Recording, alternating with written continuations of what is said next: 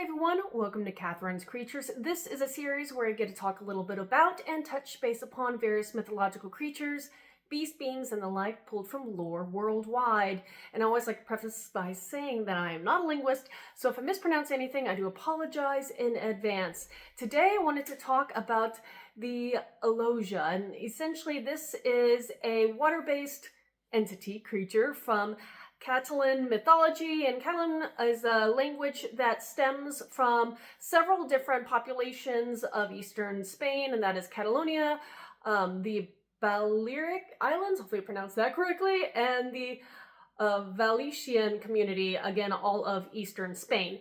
And so the Aloja essentially is one of the names that describes this feminine being that is associated with fresh water. It's essentially a water woman, where in various myths around the world, there are different types of water women. People a lot of times think of oceanids or other kind of nymph-like things from Greek or Greco-Roman mythology, but this one is a little different in a variety of ways. Now, the Aloja has several other names that it is known by, again, depending on the specific region and population, and I will try my best to pronounce them. There is the Goja, there's the Dona Diagua, and the Paitida.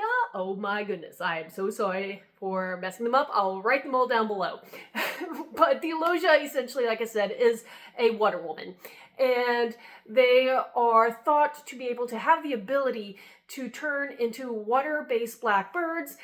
For example, the white-throated dipper is a particular bird species that these women were believed to be able to transform into. They were not necessarily viewed as immortal, though they had the capability to live up to thousands of years while retaining a youthful appearance. So in that sense, a lot of people would probably misidentify them as being immortal, though that is not necessarily the case in the lore. They live, again, in and around areas that have fresh water, and again, that's their association. The lakes that they were believed to bathe in. It is said that if anybody else tries to enter that lake to swim or whatever, the lakes themselves would boil in anger because they almost are kind of protecting the space of the Aloja. Now, in one particular instance, there is a tradition where there is a character called Maria Enaxa. Gansa? Oh my goodness. Again, I am not a linguist. I am so sorry today. But in this particular tradition, she lives in wells and cisterns and was known to take children who passed too close to her water sources with a hook and kind of capture them. Now, overall, these water women, maybe that's the best way I'll term, these water women are held in I guess they're thought of having high self-esteem. They are known to be kind of prideful in their own beauty, and since they are sometimes have been noted that on nights with the full moon that they will stare at their own reflection for a long extended time because they are enamored by their own looks. Now, overall, they are deemed as petite, maybe in size. They're innocent. More often than not, they're viewed as good.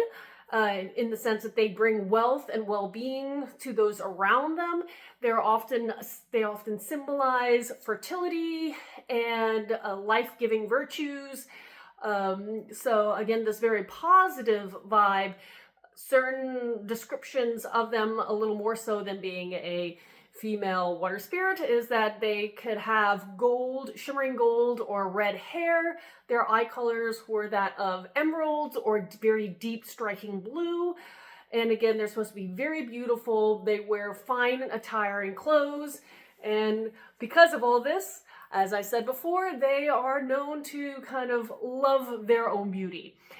There also had some notes that they do have some kind of form of wand, so I don't know what magic that potentially possesses, but there were some notes saying they did sometimes possess wands made of hazel. So they may be able to wield more magic than I was able to find through my research. And again, there are lots of legends about them. It should not surprise so many people that a lot of these legends pertain to romances between these water women and humankind and the marriages in between. We've seen this with concepts of selkies and other kind of these beautiful women entities that fall in love with men, and they may even raise children and have families, but usually the end ends very poorly, especially for the humans in these circumstances. And this is no exception with this particular group of water women. In order before a Aloja marries a person, they would have to agree to certain conditions. And one of these conditions was that the soon-to-be husband could never tell anybody else that his wife was a water woman. He had to pretend that she was a human. And if he ever slipped up, she would disappear. But not only that, she would take all their fortune with her.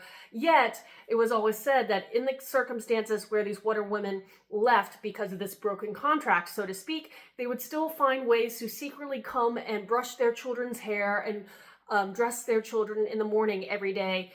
So they still cared for their offspring even after they left the marriage, because the marriage essentially dissolves because of that. And like I said before, even though there are these romances and lots of documentation, or stories, I should say, of these weddings and marriages between them, they often end poorly, especially for the human party.